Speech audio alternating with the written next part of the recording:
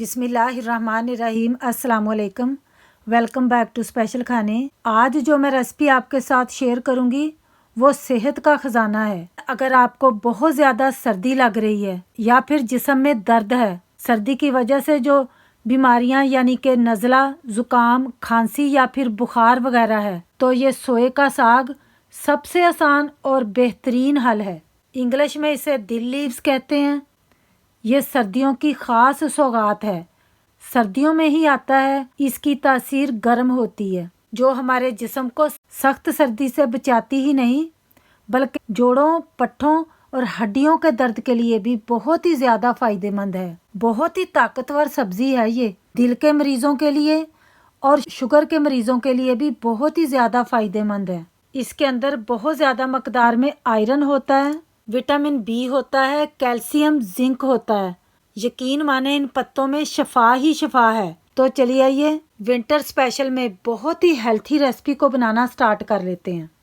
इस मज़ेदार सी healthy recipe को बनाने के लिए यहाँ पर मैंने सोए का साग ले लिया है। ये मैंने ले लिया है तकरीबन आधा किलो से ये ज़्यादा होगा। माशाल्लाह देखें कितना फ्रेश है ये। आधा किलो ही मैंने आलू ले लिए, आधा किलो ही मैंने पालक भी ले ली है। पहले तोड़कर साफ कर लेना। ये बड़े बड़े स्टेम्स हमने निकाल लेने हैं। सरसों का साग तो आपने बहुत बार बनाया और खाया भी होगा, लेकिन ये सोए का साग जब आप बनाएंगे तो सरसों के साग से भी ज़्यादा आपको ये पसंद आएगा। खाने में टेस्टी होने के साथ साथ ये हमारी हेल्थ के लिए भी बहुत ही ज़्यादा फ़ायदेमंद है। सोए की तासीर गर्म होती है, तो ये हमें सर्दियों में ज़रूर इस्तेमाल करना चाहिए। महीने में चाहे एक बार बनाकर खाएं, लेकिन ये आपको सर्दी से बचाएगा और बहुत सारी सर्दी की वजह से जो जिस्म में दर्द वगैरह होते हैं उनसे भी आपको महफूज रखेगा। इसी तरह हमने इसको तोड़ लेना है, फिर बाद में हमने इसको काटना भी है। सोए को मैंने ऊपर से स्टेम्स उतार कर साफ सुथरा कर लिया है।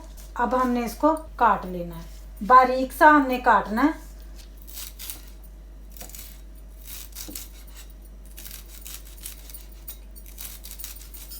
नॉर्मल जैसे हम सरसों के साग को काटते हैं, बस इसको भी उसी तरह काट लेना। सरसों का साग तो थोड़ा सा काटने में हार्ड भी होता है। ये बहुत ही डेलिकेट सा है। बस ऐसे नाइफ रखते जाएंगे और ये मिनट में काटते जाएंगे इसको। इस तरह फिर हमने इसको बोल में निकालते जाना है। मैं अपनी फैमिली के हिसाब से बना रही हूँ, आप अपनी फैमिली के हिसाब से लीजिएगा। ज़्यादा भी आप बना सकते हैं। ज़्यादा सारा बनाकर आप इसको फ्रीज भी कर सकते हैं। अब इसी तरह हमने पालक भी काट लेनी है। इसके भी हमने इस तरह लीव्स ही लेने हैं। सरसों के साग को तो बनाने में बहुत ज़्यादा टाइम लगता है, लेकिन इसको बनाना बहुत ही आसान है। बहुत जल्दी ये बन के रेडी हो जाता है। जैसे सर्दियों में हम पाए खाते हैं, गर्म चीज़ें खाते हैं, सूप पीते हैं, इसी तरह ये सोए का साग भी बहुत गर्म होता है, जिस्म को गर्म रखता है। बहुत सारी सर्दी की वजह से जो बीमारियां हमें घेर लेती हैं, जैसा कि खांसी, नज़ला, ज़ुकाम, सारी चीज़ों से हमें बचाता है। जिस तरह हमने सोया साग काटा है, इसी तरह हमने बारीक पालक भी काट लेनी है। बस अब हमने पालक भी सारी काट ली है। कुछ लोग तो सोया साग ही बस बनाते हैं, पालक को ऐड नहीं करते, लेकिन मैं हमेशा पालक ऐड करके बनाती हूँ, तो फिर बहुत ही ज़्यादा मज़ेदार बनता है। बस अब हमने इनको अच्छे तरीके से वॉश कर लेना है। आलूओं को मैंने पील कर लिया। पील करके तो मैंने इनको वॉश भी कर लिया। अब हमने आलूओं को काट लेना है। आलूओं को आपने अपने हिसाब से काट लेना। मैं इसको लंबाई में काटूंगी। बहुत ज़्यादा हमने आलूओं को मोटा भी नहीं रखना। आलूओं को भी मैंने इस तरीके से काट लिया। अब हम बनाते हैं रेसिपी को। यहाँ पर मैंने एक कढ़ाई ले ली है। फ्लेम को मैंने ऑन कर लिया लो से मीडियम पर, और मैं शामिल कर दूंगी हाफ कप कुकिंग ऑयल। जब ऑयल थोड़ा सा गर्म हो जाए तो मैं इसके अंदर शामिल कर दूंगी हाफ टी स्पून साबुत ज़ीरा। जब ज़ीरा थोड़ा सा क्रैकल्ड हो जाए तो यहाँ पर मैंने 6-7 लहसुन की कलियाँ ले ली थी, जिनको मैंने बारीक सा काट लिया है। इसको हमने शामिल कर लेना है। लहसुन को हमने बारीक काट कर ही डालना है, फिर ही अच्छा लगेगा। अगर आप पेस्ट डालेंगे तो वो मज़ा नहीं आएगा। और साथ ही मेरे पास यहाँ पर 1.5 इंच के करीब अदरक का टुकड़ा था, उसको भी मैंने बारीक सा काट लिया था, इसको भी हमने ऐड कर लेना है। दोनों चीज़ों को हमने फ्राई कर लेना है ताकि इनमें से कच्चापन चला जाए और अच्छी सी खुशबू आने लगे। जब हल्का सा ये लाइट गोल्डन ब्राउन हो जाए गार्लिक और जिंजर, तो हम इसके अंदर ऐड कर देंगे। ये मैंने छोटे से साइज़ का एक अनियन लिया था, इसको भी मैंने बारीक सा काटा हुआ है, इसको हमने शामिल कर देना है। बहुत ज़्यादा नहीं हमने अनियन शामिल करना। इस रेसिपी में बहुत ज़्यादा चीज़ों का इस्तेमाल नहीं होता, बेसिक इंग्रेडिएंट्स डालते हैं तो ये बहुत ही मज़ेदार रेसिपी बनके तैयार हो जाती है। अनियन को भी हमने फ्राई कर लेना है ताकि इसमें से भी कच्चापन चला जाए। और साथ ही अब हमने ऐड कर लेनी है, यहाँ पर मैंने सूखी मिर्चें ले ली हैं रेड वाली, ये हमने तोड़कर 2-2 3-3 पीस करके डाल लेने हैं। अच्छे तरीके से हमने फ्राई करना है। अब यहाँ पर अनियन लाइट गोल्डन ब्राउन हो गया है, बस इतना ही हमने करना है, इससे ज़्यादा हमने अनियन को डार्क नहीं करना। इस पॉइंट पर अब ये जो आलूओं को मैंने वॉश करके काट के रखा हुआ था, इनको हमने शामिल कर लेना है। अब हमने अनियन के साथ आलूओं को भी फ्राई करते जाना है। आलूओं को हमने फ्राई करना है ताकि ये हल्के से लाइट गोल्डन हो जाएं। इस तरह फ्राई करके जब हम आलूओं को डालेंगे ना तो बहुत ही ज़्यादा मज़ेदार लगते हैं। फिर ये आलूओं को फ्राई करने के दरमियान ही हमने कुछ ड्राई मसाला जात भी ऐड कर लेने हैं, जिनमें सबसे पहले मैं ऐड कर लूँगी सॉल्ट। ये आपने टेस्ट के हिसाब से डालना है, मैं 1 टीस्पून से कम डाल रही हूँ। 1/4 टीस्पून हल्दी भी शामिल करेंगे। हल्दी बहुत ही हेल्थी होती है, एंटीसेप्टिक भी है। 1 टीस्पून रेड चिली पाउडर भी मैं ऐड कर लूँगी। पिसा हुआ धनिया ये भी हमने शामिल कर लेना है, तकरीबन 1.5 टीस्पून।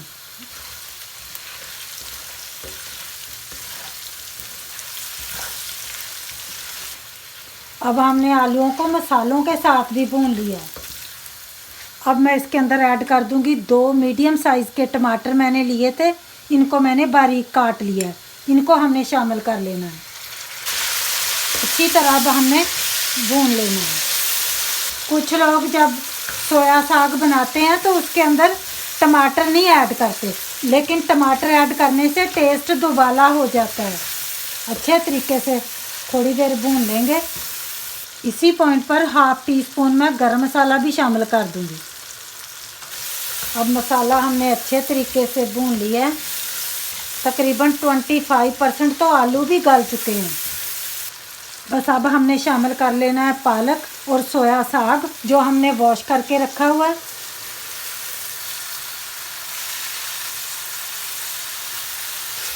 मिक्स कर लेंगे। फुली आलूओं को गलाकर नहीं हमने साग को ऐड करना।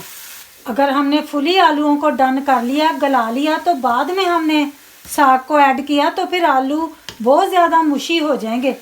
ये हमने ख़ास ख्याल रखना है क्योंकि इन्होंने साग के साथ भी पकना है। देखें पहले जब हमने डाला तो कितना ज़्यादा लग रहा था, थोड़ा सा ही ये इसको सेक लगता है तो ये देखें क्वांटिटी में फिर रिड्यूस होना स्टार्ट हो जाता है। अब हमने लो से मीडियम फ्लेम को रखा हुआ है। यहाँ पर मैंने 2 हरी मिर्चें भी ले ली थी, इनको मैंने बारीक सा काट लिया था, इनको भी हमने शामिल कर लेना। अगर आप कम तीखा खाते हैं तो फिर आपने 1 हरी मिर्च ही ले लेनी है, वो ही काफ़ी है।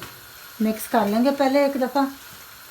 अब हमने इसको कवर कर लेना है। पानी हमने बिल्कुल भी ऐड नहीं करना क्योंकि पालक और सोया साग के अंदर काफ़ी सारा पानी होता है, उसी में ये गल जाएंगे। बस अब हमने इसको पकने देना है तकरीबन 10 से 12 मिनट के लिए। बहुत जल्द ये गल जाती है, ज़्यादा टाइम नहीं लेती ये सब्ज़ी। अब यहाँ पर साग को पकते हुए तकरीबन 10 मिनट्स हो गए हैं।